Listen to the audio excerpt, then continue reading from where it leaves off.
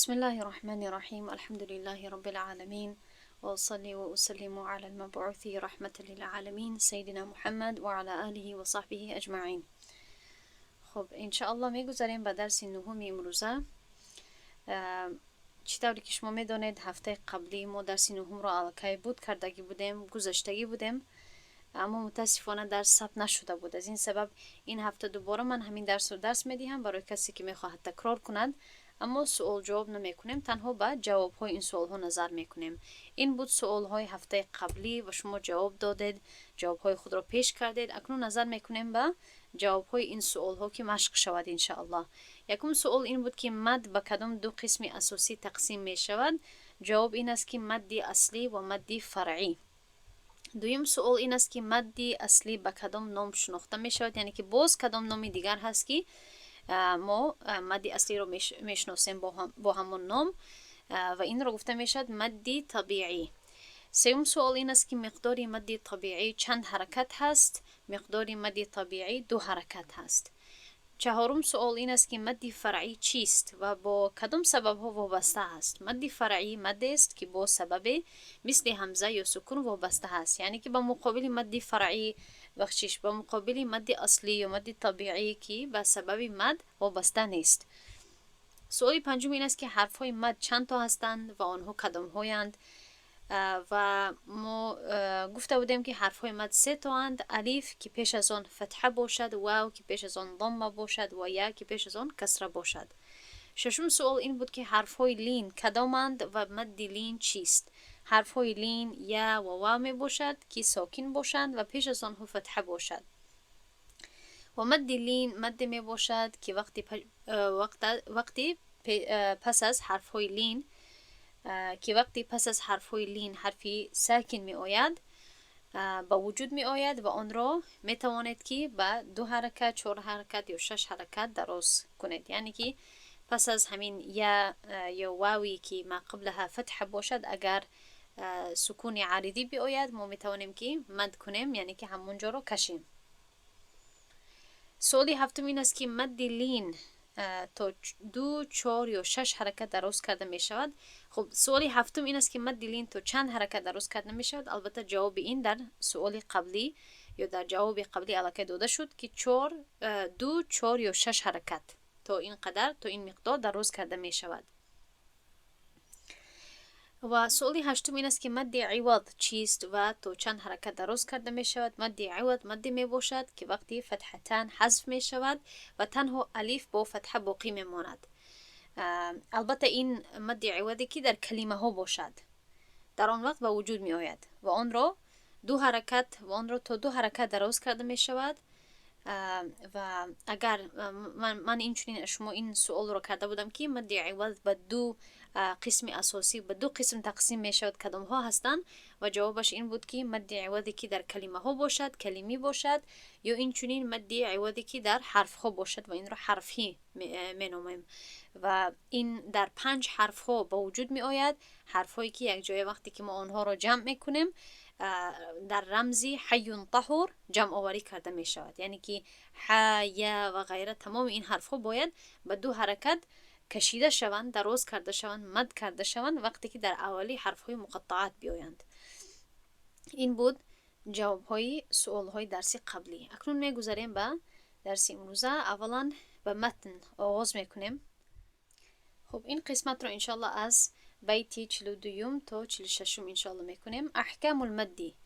ناظم میگوید للمد احکام 3 تدوم وهي الوجوب والجواز واللزوم، فواجب إن جاء همز بعد مد في كلمة وذا بمتصل يعد، وجائز مد وقصر إن فصل كل بكلمة وهذا المنفصل، ومثل ذا إن عرض السكون وقفا كتعلمون نستعين، أو قدم الهمز على المد وذا بدل كآمن وإيمانا خذا. و این آخرانش رو انشاءالله در درس بعدی میگذاریم، چون که این دایر به مد لازم هست و اقسام مد لازم که بهتر است که این عباره رو و این بیت رو در قسم بعدی انشاءالله گذاریم. خب مؤلف میگوید که للمد احکامون، برای مد 3 حکم وجود دارد که دائمی هست، یعنی همه وقت پیش می آید. واجب، جائز و لازم. یعنی مقصد در اینجا مد فرعی هست که 3 حکم دارد که همیشه تطبیق می شود و این 3 حکم می باشند واجب، جائز و لازم. خب وجوب، جواز و لزوم. میگذاریم اکنون با یکمش. فواجب میگوید یعنی که واجب کدام وقت هست؟ واجب اگر پس از مد حمزه در یک کلمه بیاید که آن را متصل می نامند. یعنی من به شما کمی اشاره کرده بودم در درس قبلی که مد فرعی اگر سببش حمزه باشد به 2 قسم تقسیم می شود، مد منفصل و متصل. یعنی حکم اول از حکم های مد فرعی واجب هست و این وقتی رخ می دهد که پس از حرف مد در همان کلمه حمزه آید. این مد متصل نامیده می شود، زیرا حرف مد و سبب آن یعنی حمزه در یک کلمه هستند. به مانندی اینجا نظر کنید سیئت، می بینیم که پس از حرف مد که در اینجا یا هست، حمزه در همین یک کلمه پیش می آید. نقطه بعدی این است که مقدار مد در روایت امام حفص عاصم 4 یا 5 حرکت است اگر حمزه در آخری کلمه نباشد، مثل سیئت. اگر حمزه در آخری کلمه باشد و در وقتی وقف خوانده شود، مقدار مد تا 6 حرکت درست کرده می شود، یعنی که 4 5 یا 6 حرکت درست کرده می شود، یعنی حکمش کمی جدا می شود. خب این صحیفه یکم برای مد متصل هست. یعنی خلاصه این صحیفه همین است که وقتی که پس از حرف مد، فرق نمیکنه الف باشد، واو یا اینکه یا باشد، پس از همین حرفهای مدی اگر حمزه در یک کلمه آید، مد متصل، یعنی که گویا مد چسبیده یا پیوست شده نامیده می شود. متصل معنایش همین هست. میگذاریم به صحیفه بعدی نظر کنید. این خریطه رو، این عکس رو من برای شما در درس قبلی هم پیش کرده بودم. اگر سبب حمزه باشد به 2 قسم تقسیم می شود، مد متصل که حکمش واجب هست و مد منفصل که حکمش جایز هست. یعنی که اگر کرده شود جایز هست، اگر کرده نشود این هم جایز هست و هر دوی اینها ما تحت مد فرعی داخل می شوند. میگذاریم به صحیفه بعدی. مد واجب متصل. ببینید شکلش چگونه هست. میتواند یا الف باشد مقابلش فتحه، یا واو باشد مقابلش ضمه، یا یا باشد مقابلش کسره و پس از این حرف های مد که البته در کلمه می آیند، اگر سببش حمزه باشد حمزه بیاید در یک کلمه فی کلمت واحدة، پس حکمش چی می شود؟ یمد بمقدار 4 او 5 حرکات، 4 تا 5 حرکت درست کرده می شود و این حکمش واجب هست، یعنی لازمی و حتمی هست برای آنکه جمیع القراء اتفقوا على مده. تمام قراء، تمام قاری ها و یعنی کسانی که در همین فن ماهر هستند و پیش قدمی دارن، آنها اتفاق دارن که این مد باید کشیده شود، باید درست کرده شود. میگذاریم به مثال های مدی متصل. نظر کنید در اینجا اذا السماء انشقت، در اینجا داریم الف ما قبلها فتحه، یعنی که این است حرفی مدی ما و پس از این حمزه هست. فرق نمی کند حمزه چی حرکت دارد بالایش. همین حمزه در یک کلمه اگر آید باید که مدی متصل، یعنی که باید کشیده شود، 4 تا 5 حرکت باید حتما باید درست کرده شود. پس ما این رو درست میکنیم. اذا السماء انشقت درست کردم 4 حرکت. در اینجا این کلمه رو در صحیفه قبلی هم دیده بودیم. سیئت وجوه الذین کفروا، در اینجا درست کردیم. از چی سبب؟ برای اون که یا حرفی مدی ما هست، پس از یا حمزه می آید و این مثالی واو هست، یعنی که واو حرفی مدی هست و پس از این در یک کلمه حمزه می آید. پس در تمام این 3 آیت ها ما چی رو پیدا کردیم؟ همان قسم ها، جای هایی که در آنجا مدی متصل باید تطبیق کرده شود. اکنون در اینجا یک آگاهی رو من برای شما پیش میکنم که البته تمامی کتاب های تجویدی این رو پیش میکنن و این است که و در درس‌های تجوید ابتدایی هم من از شیخ ایمن برای شما پیش کرده بودم و این آگاهی درباره این است که این 2 کلمه یا اینکه کلمه ها نه اما حرف هایی که در اول این کلمه ها می آید، یعنی که یا ندایی که در اول این کلمه می آید، یای نیده و ها های تنبیه در اول این کلمه که می آید. هر دو این حرف ها وقتی که در اول کلمه ها پیوست می شوند اصلا آنها با الف هستند، یعنی که همین یای نیده خودش الف دارد و های تنبیه خودش الف دارد و آنها اصلا گویم که حرف های جدا هستند، از شکلی یا از بله از قسمتی کلمه بعدی نمی باشند. یعنی که در اصل یا ایوها باید این گونه نوشته شود، یعنی کلمه یا حرفی جدا هست، یا نیده می آید بعد ایوها می آید، یا های تنبیه می آید بعد انتم می آید، ضمیر انتم. اما در مصحف اینها چسبیده نوشته می شوند و سببی که اینها با کلمه بعدی پیوست کرده نوشته می شوند شاید که نوآموز و قرائت کننده در این غلط فهمی بیفتد که این یک موردی مدی متصل هست. برای اون که من در اینجا می بینم که در هر دو این مثال ها الف هست و ما قبلش فتحه هست. البته الف مقصوره هست، در اینجا این الف رو در نظر داریم، الف مقصوره می آید، ما قبلش فتحه می آید. برای همین در اینجا مد کردنم یعنی مدی متصل باید باشد و این باید حتما یعنی واجب هست که 4 تا 5 حرکت درست کرده شود. اما در اصل این چیست؟ در اصل اینها موردها و مثال های مدی منفصل می باشند، نه اینکه متصل. برای همین است که باید در اینجا یک آگاهی پیش کنیم که شما در غلط فهمی نافتید که اینها موردها یا مثالهای مدی متصل هستند، بلکه ما باید چی رو به نظر بگیریم؟ شکل اصلی آنها رو به نظر گرفته اینها رو ما مثالهای مدی منفصل، مدی جدا شمار میکنیم، برای اون که در اصل همزه در یک کلمه نمی آید بلکه در کلمه بعدی می آید. یعنی که این دو مثال ما تحت این بخش اولی که یاد گرفتیم داخل نمی شود بلکه این بخش بعدی داخل می شود. خب یعنی که مدی منفصل. پس ناظم می گوید وجائز مد وقصر انفصل كل بكلمة وهذا المنفصل. جایز است مد و قصر کردن. قصر یعنی مد نکردن یا اینکه کوتاه خواندن اگر هر یکی در کلمه علاهیده باشد و این را منفصل میگویند.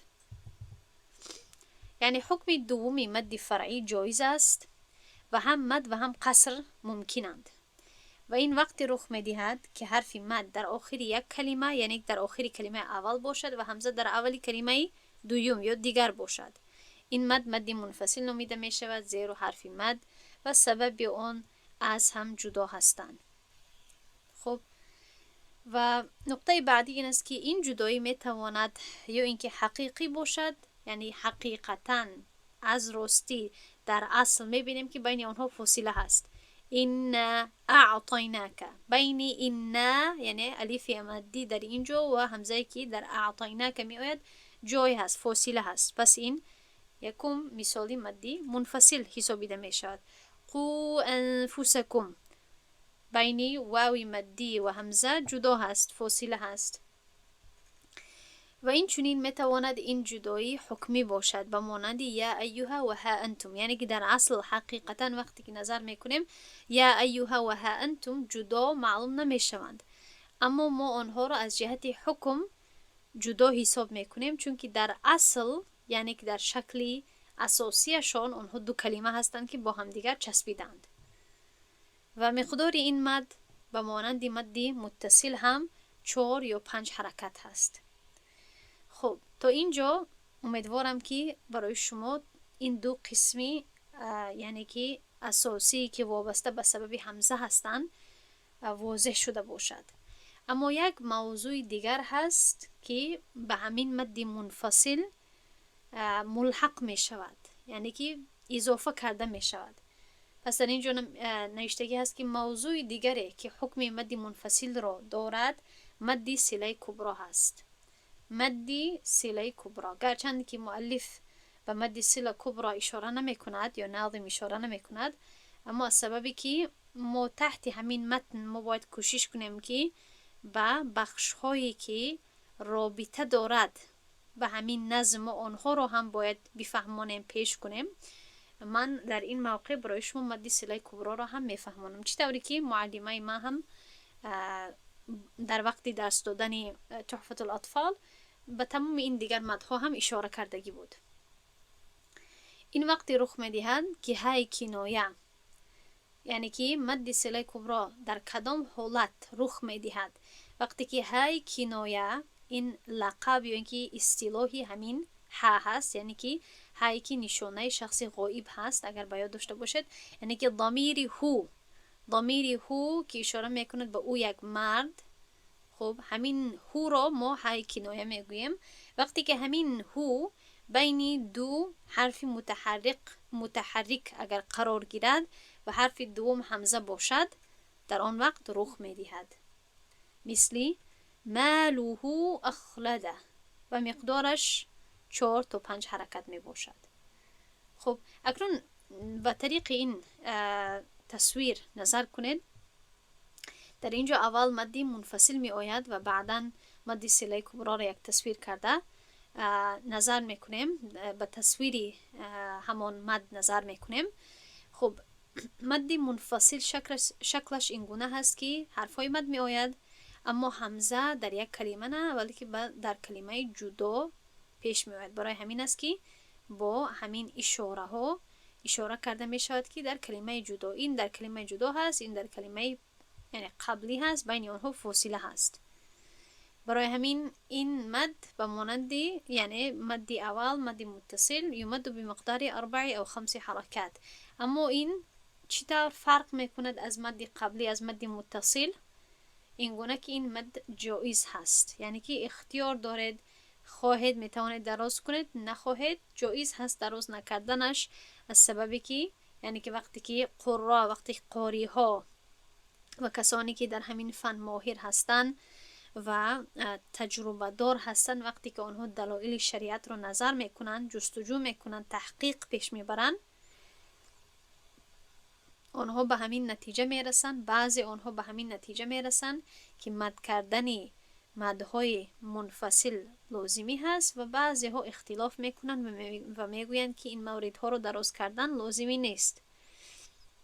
و از سبب همین اختلاف نتیجه کلان همین می شود که جایز هست. اگر کسی خواهد که دراز کند، برای این هم دلیل هست. اگر کسی خواهد که رخصت رو بگیرد و قصر کند، برای این هم دلیل هست.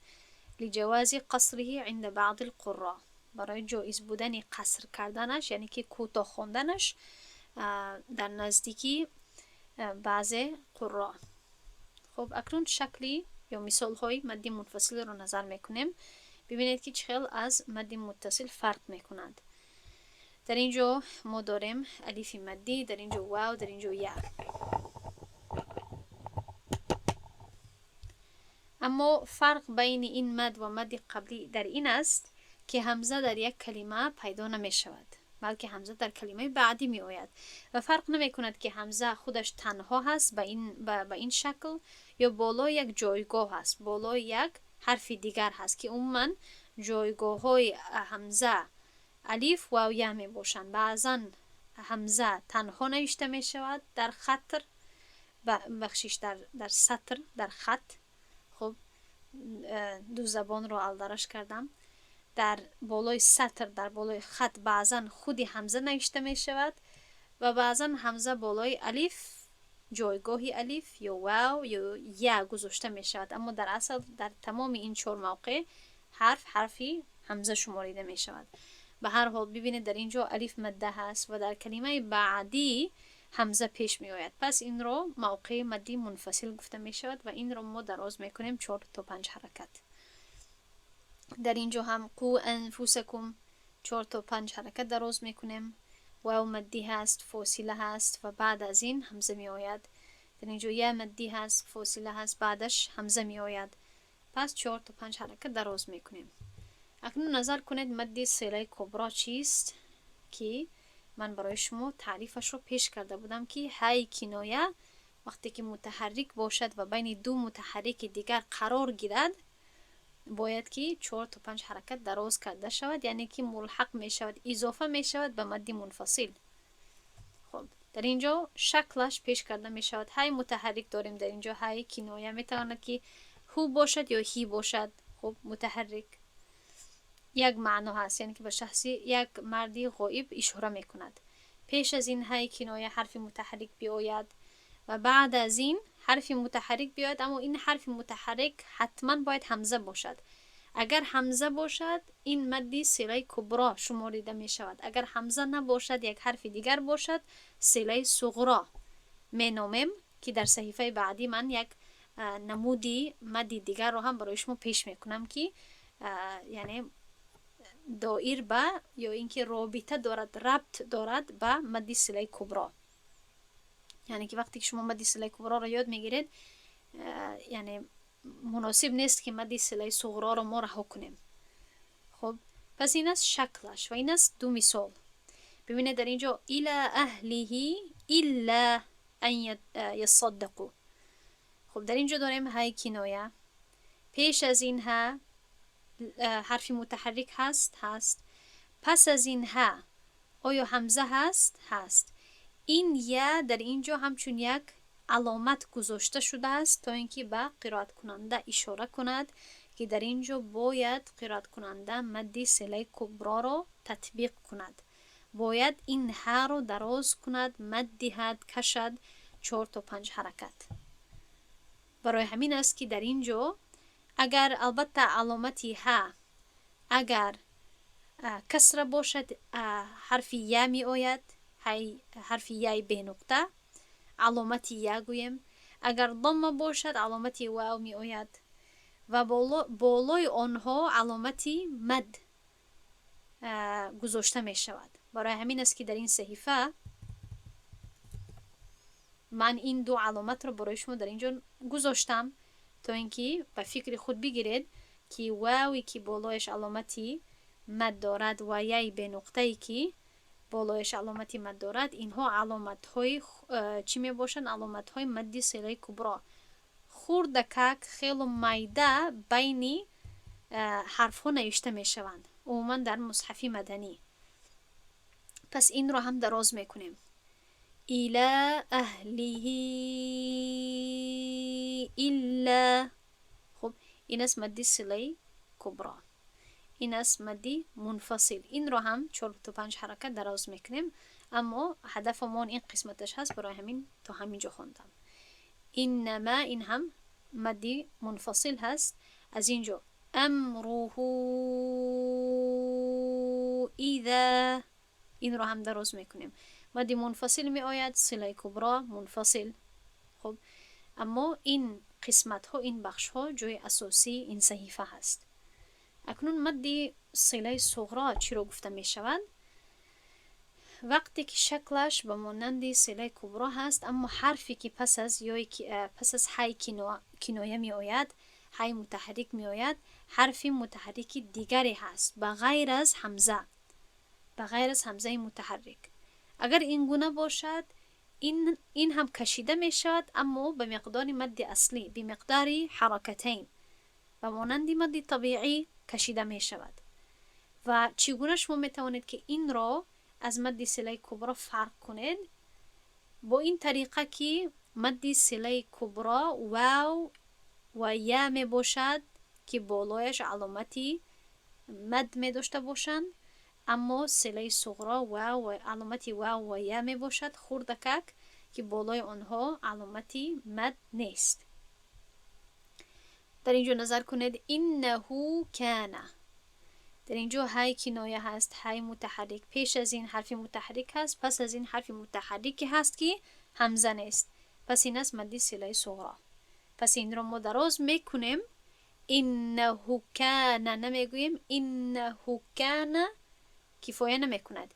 این اول غن نمیدهیم. انه هو و دو حرکت دراز میکنیم.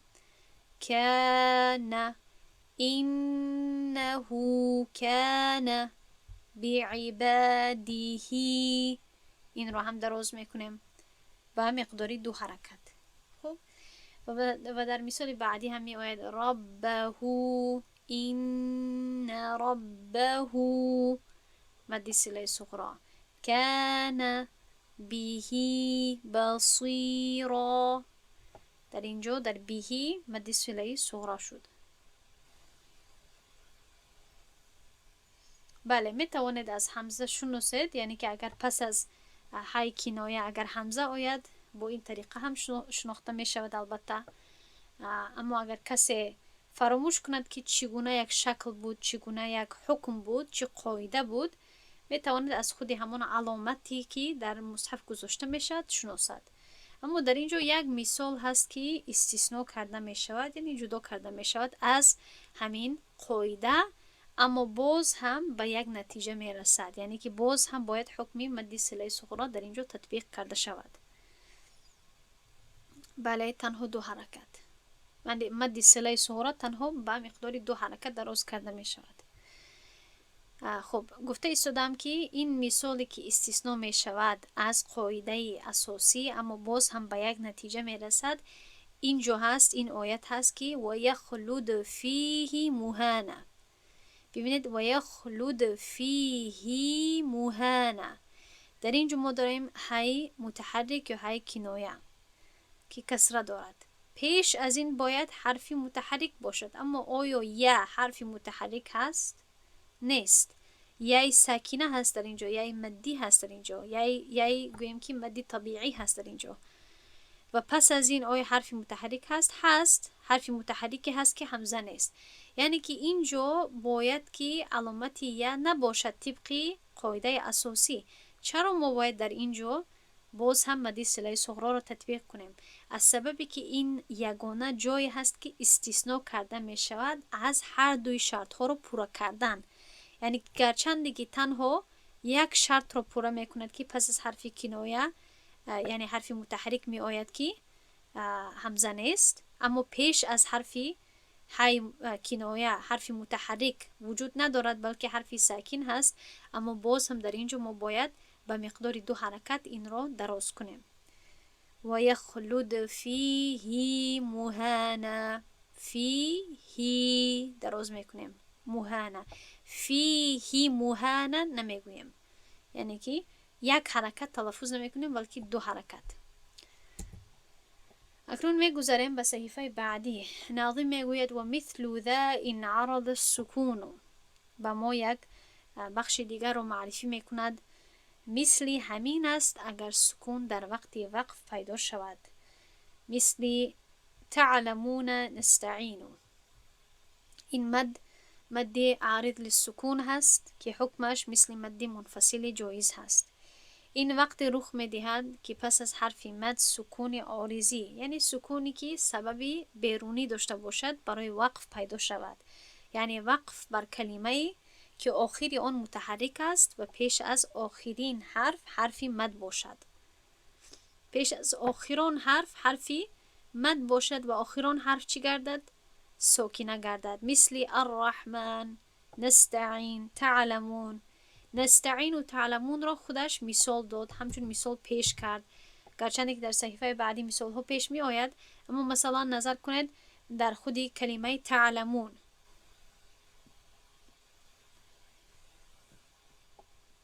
پیش از آخران حرف کدام حرف می آید؟ واوی مدی پیش می آید، واوی ساکنه که پیش از آن ضمه هست. و چون که بالای نون ساکن قرار می گیرد از سبب بیرونی، از سبب وقف کردن، سبب بیرونی یا عارضی ما در این موقع وقف کردن است. از سبب وقف کردن در تعلمون بالای نون سکونی موقتی پیش می آید و از این سبب هست که در اینجا ما باید که واو را به مقداری مد طبیعی دراز نکنیم بلکه به مقداری 4 تا 5 حرکت دراز کنیم، به مقداری حتی تا 6 حرکت هم دراز کرده می شود. 2 4 یا 6 حرکت دراز کنیم، یعنی که به مانند مد فرعی می شود. هدفم همین است که به مانند مد فرعی دراز کرده می شود. به جایی که تعلمون بگوییم تعلمون دراز میکنیم. خب مثال های این را در صحیفه بعدی هم نظر میکنیم، اما مقداری مد این 2 4 یا 6 حرکت هست. شکلش در این قسمی پایان من برای شما پیش کردم. حرفی ساکن می آید و از سبب وقوف علیه، بسبب الوقوف علیه چی کرده می شود؟ این مد تطبیق می شود. و مد لین که در درس قبلی گذاشته بودیم، مد لین نیز همین حکم را دارد. آن وقتی رخ می‌دهد که پس از حرف لین سکون عارضی برای وقف پیدا شود. این مد را مدی لین مینامند، زیرا حرف مد در این حالت حرف لین هست. یعنی پس از حرف های لین هم، یعنی که واو یا اینکه یایی که پیش از آنها فتحه باشد، اگر حرف آخرانی همون کلمه هم سکون ساکنه گردد، حرف های لین رو هم میتوانیم 2 4 یا 6 حرکت دراز کنیم. اکنون مثال ها را نظر کنید. امثله المد العارض للسکون که 2 4 یا 6 حرکت دراز کرده می شود. قل اعوذ برب الناس. خب در اینجا ببینید الف هست، الفی که ما قبلش فتحه هست. سین در اصل آیا ساکنه هست؟ نه، بلکه ناسی هست. اما از سبب وقف کردن در آخری همین آیت سین ساکنه می گردد، بالایش سکون پیدا می شود و از این سبب است که این حرف قبلی را، یعنی که الف مدی را ما باید دراز کنیم.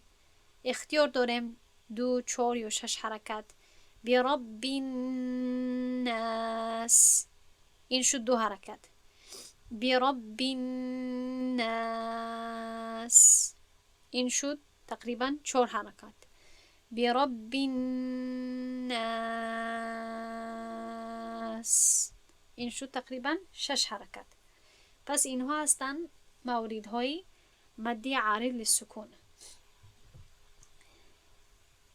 خب و ظل ممدود، در اینجا ببینید ممدود واو هست ما قبلی دال. دال در اصل کسرتین دارد، اما از سبب وقف ساکن می گردد، پس واو رو باید دراز کنیم. ممدود، تقریبا 4 حرکت دراز کردم. خب الحمد لله رب العالمین، این هم یک موقع هست، یک مثال هست برای مدی عارض للسکون. خب اکنون می گذاریم به آخرین صحیفه که در مورد مدی بدل هست. این کمی شاید نو باشد برای بعضی ها و این کمی دخل دارد به نحو و به گراماتیکای عربی، از این سبب کمی شاید نو باشد، اما اگر شما خوب متوجه شوید انشالله از خود خواهید کرد.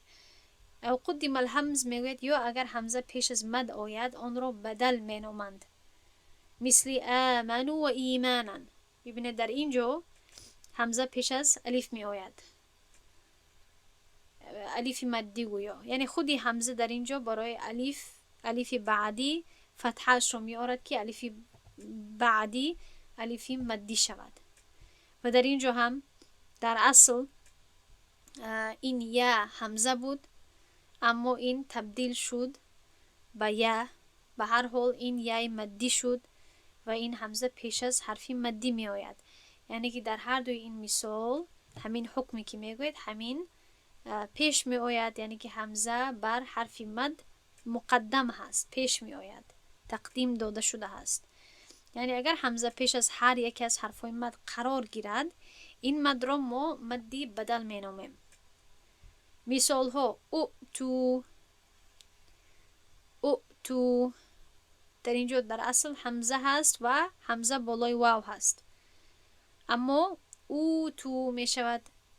اعدمو بود آدمو شد، ایمان بود ایمان شد، امنو بود آمنو شد.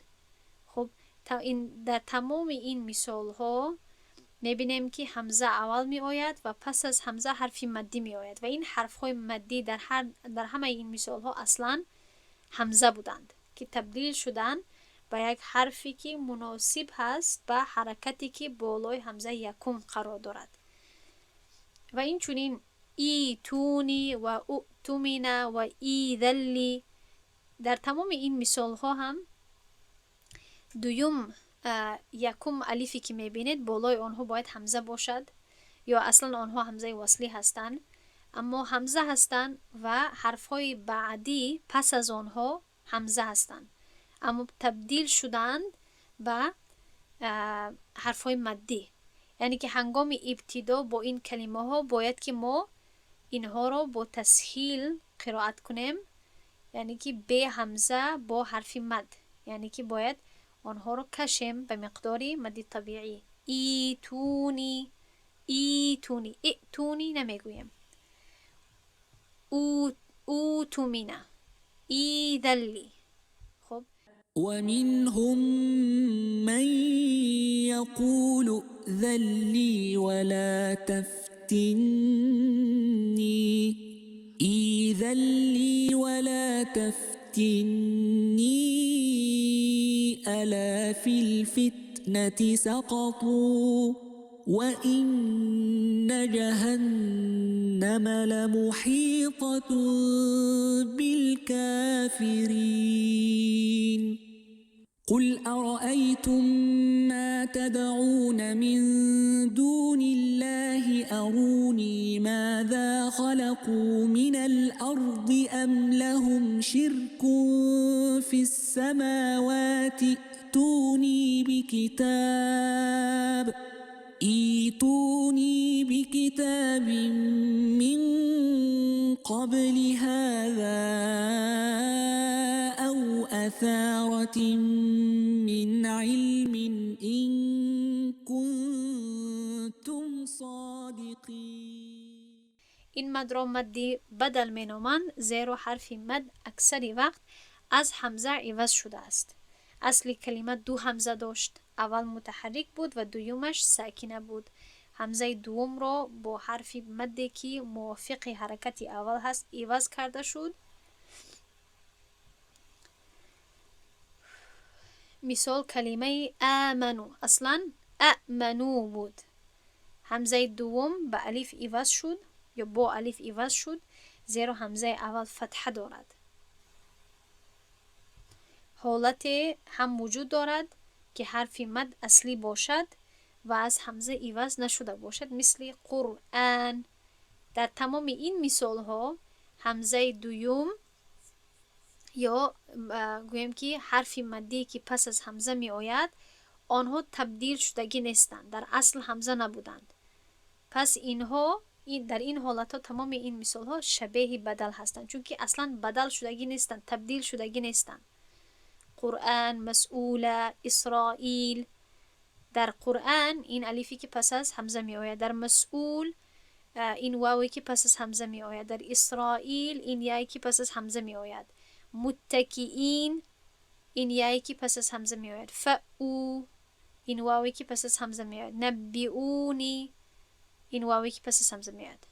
خب یک توضیح در اینجا این است که بعضی عالمان مد بدل را جزئی مد طبیعی می شمارند، البته طبقی روایت امام حفص و روایت عمومی قرآن همین هست که به مانند مد طبیعی باید کشیده شود و آن را به مقداری دو حرکت مثل مد طبیعی میخوانند طبق روایت امام حفص عاصم. اما بعضی ها آن را با مد فرعی داخل میکنند زیرا که پیش از حرف مد حمزه می آید، گرچند که یعنی سبب مد در اینجا پورا نمی شود، پس از حرفای مدی نیست، پیش از آنها است، اما باز هم پیش از آنها هم باشد میگویند که یعنی قاعده پورا می شود یا شرط پورا می شود. مثلا در روایت امام ورش از نافع این مد را به مقداری زیادتر از دو حرکت می خوانند. انشاءالله درس ما در همین جا به انتها می رسد. سبحان الله و بحمده، سبحانك اللهم و بحمدك، نشهد ان لا اله الا انت، نستغفرك و نتوب الیک. السلام علیکم و رحمت الله و برکاته.